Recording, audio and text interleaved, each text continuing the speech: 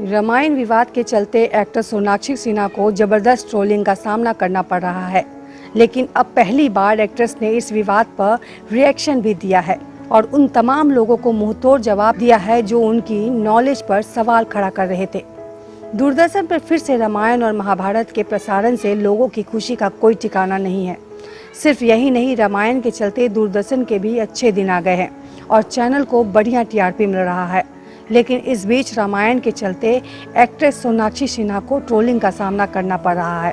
अब पहली बार सोनाक्षी सिन्हा ने इस ट्रोलिंग पर रिएक्शन भी दिया है। सोनाक्षी सिन्हा ने लॉकडाउन के बीच इंस्टाग्राम पर आस्क मी ए क्वेश्चन सेशन किया। उन्होंने फैंस के हर सवाल के जवाब दिए, लेकिन इन सवालों के बीच कुछ यूजर्स ने उन्हें ट्रोल करने की भी कोशिश की। एक्टर से यूजर्स ने सवाल पूछा, संजीवनी कौन लाया था। अब क्योंकि ये वही सवाल था जिसके चलते सोनाक्षी की सोशल मीडिया पर खिंचाई हुई थी, तो उन्हें फिर उसी सवाल पर घेरने की कोशिश की गई। लेकिन इस बार सोनाक्षी सिन्हा जवाब के साथ तैयार थी। उन्होंने इस यूजर्स को दो टूक कह दिया कि वो दूरदर्शन देख ले, उन्हें पता चल जाएगा। मुझसे कई लोग रामायण पर सवाल पूछ रहे हैं, आप प्लीज़ दूरदर्शन पर रामायण देख लें, आपको सभी जवाब मिल जाएंगे। जय बजरंगबली। वैसे बता दें कि रामायण विवाद को सबसे ज़्यादा तूल एक्टर मुकेश खन्ना ने दी थी, जिन्होंने इस मुद्दे के जरिए कई बार सोनाक्षी को आड़े हाथ लिया।